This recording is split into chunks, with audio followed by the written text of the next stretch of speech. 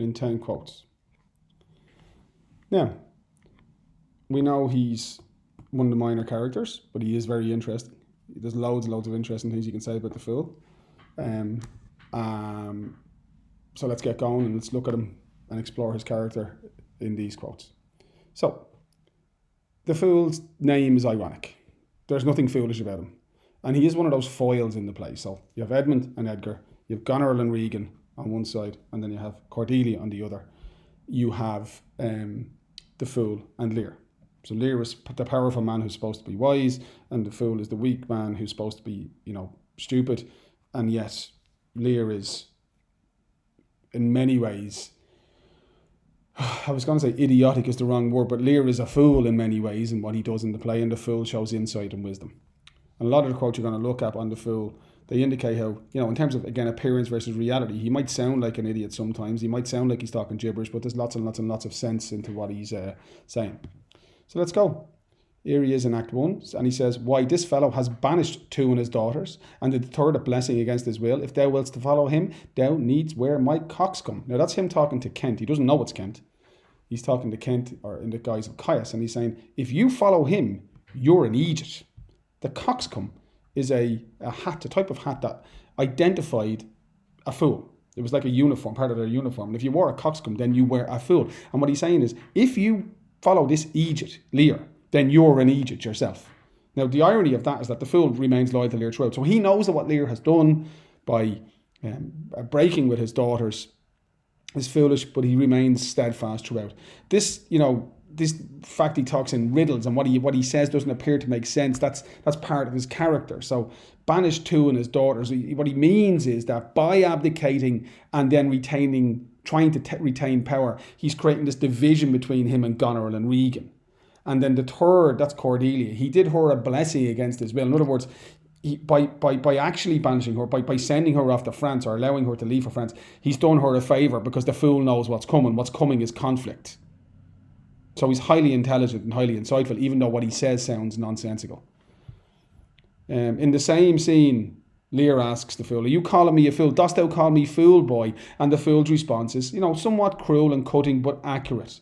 "All thy other titles thou hast given away." Now, that's funny, and it's painful, and it's, pretty exact. You had all of these titles, all of this power, you gave them away, so what else am I meant to call you? He gets away with saying these things to Lear because he is a fool.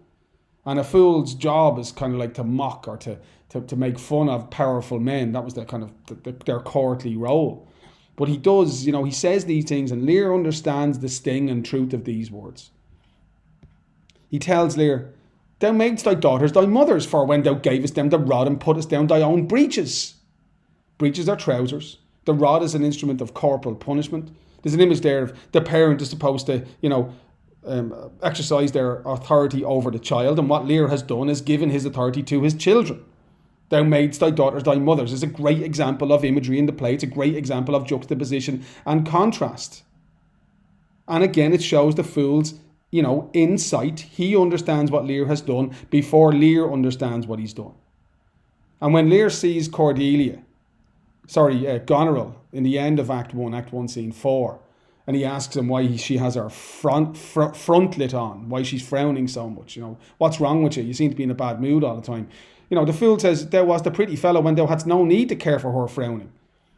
He says, it wasn't a happier time when it didn't matter to you whether or not she was, miserable, because she would never let you see because you were the king and you were powerful. So she used to put on her happy face for you. And now look what you've done.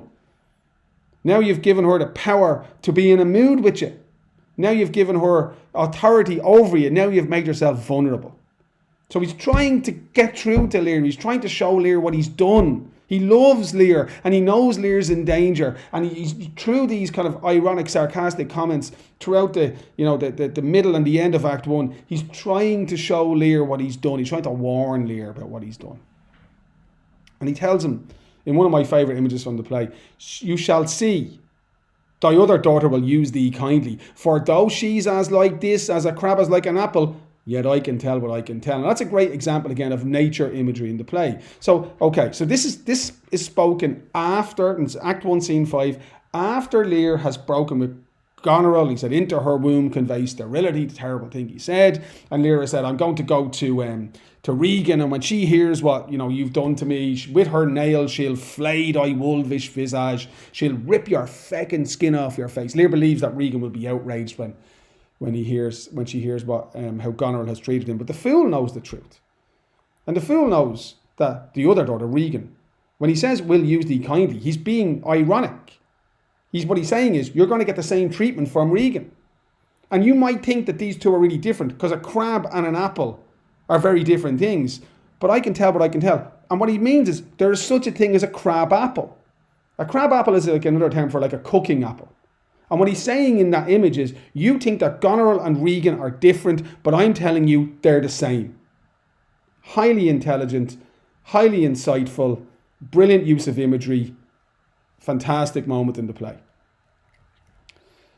As Lear's suffering begins to really bite, the fool's commentary becomes less cruel. And there's a gentle, loving side to him that we see in Act 2 and Act 3. Because don't forget, his role really is over by Act 3. It's really, really, really important that you note he really only has an important role in the first 3 acts of the play, or even the first 2. But when he says to Lear, thou shouldst not have been old before thou hadst been wise, there's a pathos, a sadness, a tragedy there. He can see his master, the man he loves. He can see him, hurtling towards disaster. He says, oh, Jesus, you're weak and vulnerable now. If only you had learned to be wise before you became weak and vulnerable. He can see that Lear has made this terrible mistake, and now he's utterly exposed to, the whims and the vengeance of his daughters. And he even turns around to, a knight, and he tells the knight in one of the great metaphors of the play, and wheels and the turning of wheels, you see that imagery throughout this play, but he says, let go thy hold when a great wheel runs down a hill, lest it break thy neck with following it. I mean, what a fantastic use of imagery. It's vivid, isn't it? And what does he mean? Who's the great wheel? Lear is the great wheel. Lear is on a downward trajectory. The fool can see that Lear is doomed, and the fool can see that anyone who remains loyal to Lear is also doomed, because his daughters are going to crush him. And he's advising this knight to abandon Lear. And the knights do abandon Lear. Those 100 men, that retinue that Lear demands at the beginning of the play, they do abandon him, but the fool doesn't. Because like Kent and like Cordelia and like Edgar, the fool is a symbol of the decency and the nobility and the honour and the virtue of humanity. So when everybody else leaves, the fool says, I will tarry, the fool will stay. It's, bring a tear to my eye, that quote would. In Act 3, he's become increasingly, powerless and unable to influence Lear. And he's just trying to keep him safe. And he says, good nuncle, that like playful term, good nuncle, this is at poor Tom's hovel, and ask thy daughter's blessing. This is out in the storm before he gets to poor Tom's hovel. And he's telling him, go back and say sorry. Go in and ask your daughter's blessing. And he says, here's a knight pities neither wise man nor fool. And he's saying, look, the weather is terrible. We have to go in. But he's not asking for himself. Who is the wise man? Who is the fool? The fool is the wise man, and the king, the great Lear, he's the fool. Here he is out in this storm, lost in his madness, unable to cope and unwilling to apologise. And he suffers, and the fool suffers with him. And then he disappears out of the play. There's a theory that the fool only needs to exist as long as Lear is blinded by his hubris. And as soon as he begins to lose that sense of self-importance, and the fool's role disappears. We don't know why. There's another theory that the actors playing the fool and I can't remember who did one is were the same actor, but we don't know. It's all speculation. All we know is that he disappears out of the play at the end of Act 3. And at the end of the play, Lear says, my poor fool is hanged. Now remember, health warning there. The orthodox interpretation of that line is that Lear is actually talking about Cordelia, who was hanged. And in the muddled mind at the end of the play, as his mind breaks down, he approaches death, he's getting the two mixed up.